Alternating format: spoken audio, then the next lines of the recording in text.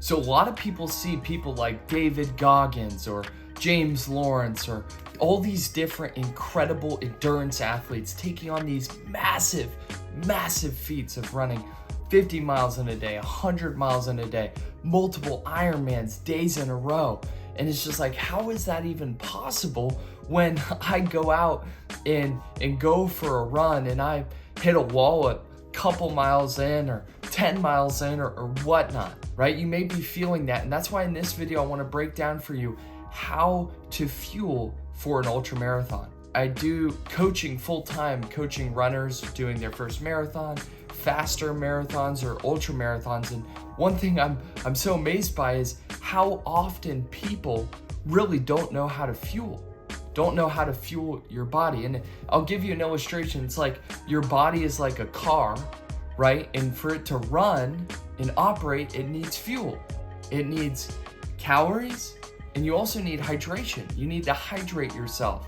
And hydration comes by form of water and electrolytes. I can relate because when I started running 6 years ago, doing my first half marathon, I had absolutely no clue how to fuel. In fact, I remember on my first marathon, about 20 miles in, even though I was fueling, I hit this massive wall at mile 20, primarily because of fueling. And yes, of course you need to train, of course you need to get the miles in, of course you need to put in the work, but at the same time, you're setting yourself up for failure if you don't fuel properly. I want to give you some good guidelines on how much to fuel, how much to hydrate, and then also what to use when you're out there doing these runs. And one of the things that I always encourage my athletes is you got to practice how you plan to play. So in your training runs, in your training, as you're getting out there, doing your long runs, you got to practice fueling how you're going to do it on race day, because the worst thing that could happen is when you go out there and you try something new on race day and it sabotages your race because your body doesn't agree with it. So first, when it comes to fueling, what you want to do is make sure you're getting carbs in.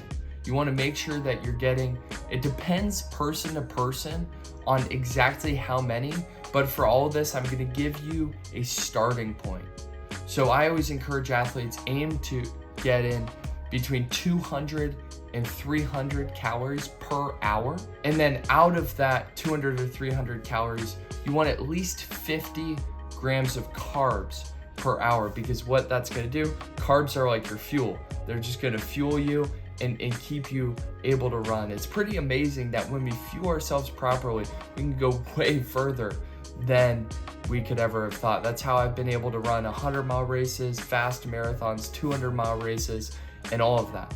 So fueling 200 to 300 calories per hour, get 50 grams of carbs in at least. And these can come by way of gels, are very popular. I mix in bars during my longer efforts, 4, 5, 6 hour efforts. Also, a lot of people really like liquid calories, especially when it's hot outside, it's hard to digest. You'll realize, especially when it's really hot, and then also you're pushing faster paces, it is more difficult to fuel and digest. But on your easy runs, it should be a lot easier to digest the fuel.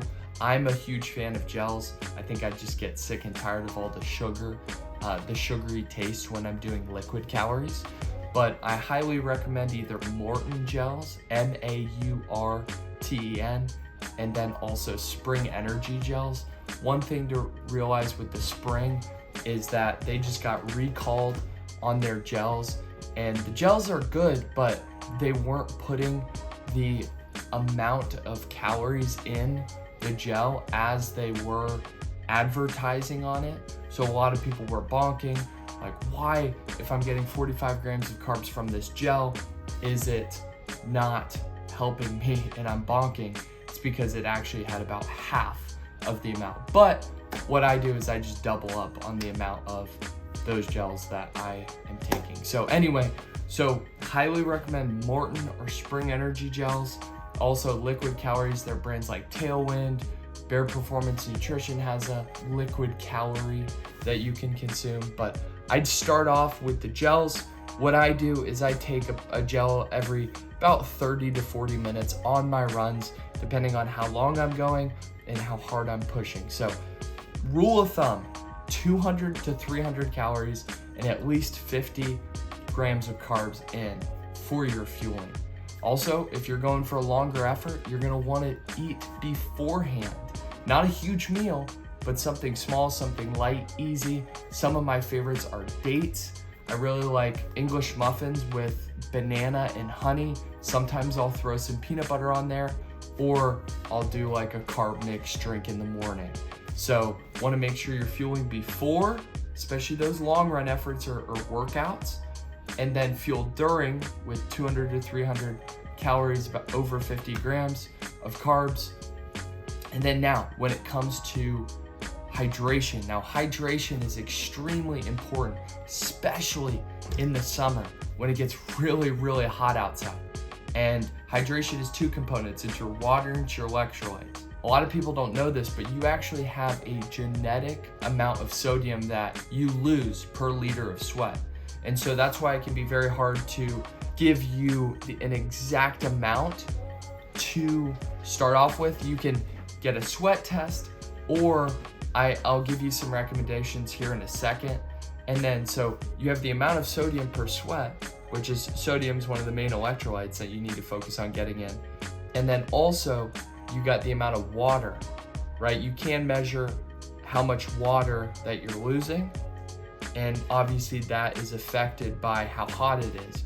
You're gonna lose a lot more water in the form of sweat when you're out running in 90, 100 degree temperatures versus when you're running in 60, 50, even 30 degrees in the winter, right? And so that changes the amount of hydration that you need. So just be intentional about that.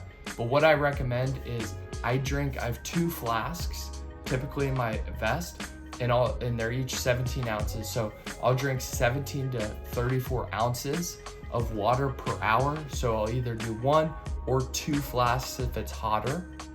And how I work it is I typically have one of the flasks filled with electrolytes, okay? So 1 flask with electrolytes, 1 with just water. And then as far as the amount of sodium, I aim for about, the typical recommendation is about 600 to 800 per liter. A liter is like 33 ounces. So if I'm doing these 2 bottles, I just fill up 1 bottle with a scoop of electrolytes. My electrolytes it's 1,000 milligrams of sodium. So it's a little bit higher than that, but I've tested and that works well for me. So how much water? 16 to 32, around that. If your bottles are 18 ounces each as opposed to 16 or 17, it's not a big deal. 1 ounce isn't gonna make or break you. But I just say 16 to 32 ounces of water per hour, and then 600 to 800 milligrams of sodium per hour. And make sure you check your electrolytes to see how much sodium they have in them, because there are a lot of these brands and companies that hardly have any sodium in their electrolytes. So you wanna make sure that you get that in.